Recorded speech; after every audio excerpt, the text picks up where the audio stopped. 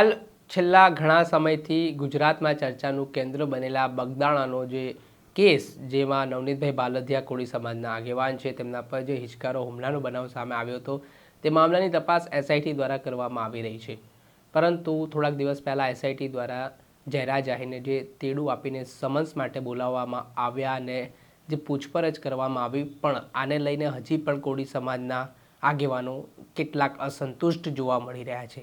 તો દ્વારા કહેવામાં આવ્યું છે કે જયરાજ આહીર આ કેસના આરોપી છે, તો તેમની ધરપકડ કેમ કરવામાં નથી આવી, કેમ આ જે ઘટનામાં સમન્સ મોકલવામાં આવી રહ્યા છે, કેમ નિષ્પક્ષ તપાસ જે થવી જોઈએ, કાયદો બે રીતે કામ કેમ કરી રહ્યો હતો, તેવા સણસણતા સવાલો છે તે કોળી સમાજના આગેવાન અને સુરતના લીગલ ટીમના જે કોળી નેતા છે ચેતન બારિયા, તેઓ દ્વારા કરવામાં આવી રહ્યા છે. આ સમગ્ર ઘટનામાં જે જયરાજ આહીરનો ફોન છે તેની તપાસ પણ થવી જોઈએ. સાથે જ જે આ તેમણે વાત કરતા માંગ કરી છે કે જ્યારે આરોપીઓ મારી રહ્યા હતા નવનીતભાઈ બાલદિયાને, ત્યારે આરોપીઓ કોની સાથે વિડીયો કોલના માધ્યમથી કોને બતાવી રહ્યા હતા, તે દિશા સુધી પોલીસ કેમ નથી પહોંચી, તેવા સણસણતા સવાલો તેમણે ઉઠાવ્યા છે. ને શું વાત કહી છે, એમાં પણ ખોખો કબડ્ડી રમાય છે. કઈ રીતની ખોખો કબડ્ડી થઈ રહી છે? ફરિયાદી પોતે એમ કહે છે મારી પાસે એટલા પુરાવા છે, એટલું આ લોકો મારી સાથે ખોટું કર્યું છે.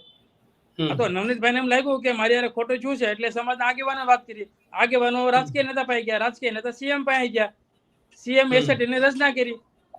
એસઆઈટી ટીમ છે, હવે એ તપાસ કરે છે.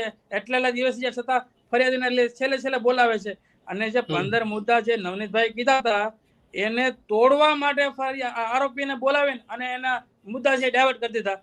બોલો તમારું શું કેવું છે આ બાબતે? એટલે તમે પ્રાથમિક તપાસ તો કરો. એમાં એફઆઈઆરમાં નામ તો લખો, તો કોર્ટનો પ્રશ્ન છે ને કે આરોપી છે કે નથી. તો એટલી બધી સવલતો કેમ?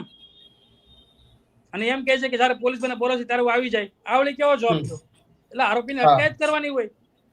ઓલા દંડા પકડીને દંડા ને લાકડી પકડીને ગયા હતા એવા આરોપી તમે બનાવો છો. તમને એ ખબર નથી કે મુખ્ય જે 8 આરોપી છે પેલા જે તે સમય હતા એમાં હતા કે નહોતા, એ તો પેલા પુષ્ટિ તો કરો. એમાં અમુક તો બિચારા ઘરે હતા, જે તે સમય બનાવ સમય હતા નહીં. અને એક વિડીયો તો અમારા ચોખ્ખે ધ્યાને આવે છે કે 1 થી 2 સેકન્ડમાં મારનાર વ્યક્તિ અન્ય સહ આરોપીના વિડીયો મારફતે બતાવતા હતા. અને એમાં એ જ કલરના કપડા છે, એ જ બોડી છે અને એ જ લોકેશન છે. તો આ પ્રાઇમા ફેસી એવિડન્સ બને છે. બીજું એવિડન્સ એ છે કે ફરિયાદી પોતે એમ કહે છે મુખ્ય આરોપી છે. અને ત્રીજો એવિડન્સ એ છે કે આરોપી ફરિયાદીને કહે છે મારે તને મળવું છે. તો આ સમગ્ર મામલો છે ને એ ક્યાંક ને ક્યાંક આટી ગુટીમાં લે છે. અને આ આખો મામલો રફા દફા કરવાની વાત ચાલે છે ને એવું મને ચોક્કસ લાગે છે. આની અસર ગરીબ લોકો અને મધ્યમ વર્ગના લોકો પર પડશે. કે એ સહન કરશે, કાં પછી ગુનાઓ કરશે. કારણ કે એના ઘટનાથી ખબર પડી ગઈ કે હવે આમાં વધીને આવું થાય, બીજું કે થાય નહીં. એટલે ન્યાય પ્રણાલી અને પોલીસ વિભાગ ઉપર ભરોસો હોવો જોઈએ અને એની પ્રમાણે કામ કરવું જોઈએ. ચેતનભાઈ, એસઆઈટી તપાસ કરી રહી છે, તો પછી કેમ આવું લાગે છે તમને કે ભાઈ જે મુખ્ય આરોપી છે ત્યાં સુધી નહીં પહોંચી શકાય? શું કારણ એવા તમને લાગે છે? કેમ કે કાયદો તો આપણા સૌના માટે સમાન છે, બંધારણીય રીતે જોઈએ પછી એ કોઈ પણ વ્યક્તિ હોય. હું એ જ કહું છું, એસઆઈટી ટીમને રચના કરી એટલે સમાજને રાહત થઈ હતી કે હવે અમારી સાથે ખોટું નહીં થાય. પણ જે રીતને કામગીરી કરે છે ને એમાં જ શંકા ઉપજાવે છે. તમે આરોપીની અટકાયત કરી નાખો છો, અટકાયત કરો ને. બાકી બધાને તમે કેમ ફટદન રાતે જાવ છો, દિવસે જાવ છો, વગર સમસ્યા તમે પોગી જાવ છો? તો જયરાજને કેમ તમે સમન્સ પાઠવું? એક વ્યક્તિને તમે સમન્સ મોકલ્યું નહીં. અને તપાસની વાત કરું તો જયરાજની તપાસ 3-4 કલાકમાં પૂરી થઈ જાય છે. અને જે તપાસ કરનાર અધિકારી છે એને તો મોડે રાત સુધી ચાલે છે. આવું કેમ? આ સમગ્ર મામલો છે ને એ આખો મને ખુદને ખબર નથી પડતી કે આવી તપાસમાં કેમ વાર લાગે છે. હાઈ પ્રોફાઇલના કેસ હોય ને એમાં અત્યારે 2-3 દિવસમાં કેસ પૂરો થઈ જાય. મર્ડરનો હોય, બળાત્કારનો કેસ હોય, એવા કેસમાં તો 7 દિવસમાં ચાર્જશીટ થઈને અને કોર્ટમાં જમા થઈ જાય છે. કોર્ટમાં કેસ ચાલુ પર આવી જાય છે. અને આમાં એટલી ઢીલ કેમ થાય છે? સાંભળ્યા હતા એડવોકેટ ચેતન બારિયા, જેમાં તેમણે એસઆઈટીને કેટલાક મુદ્દાઓને લઈને વાત કરી છે.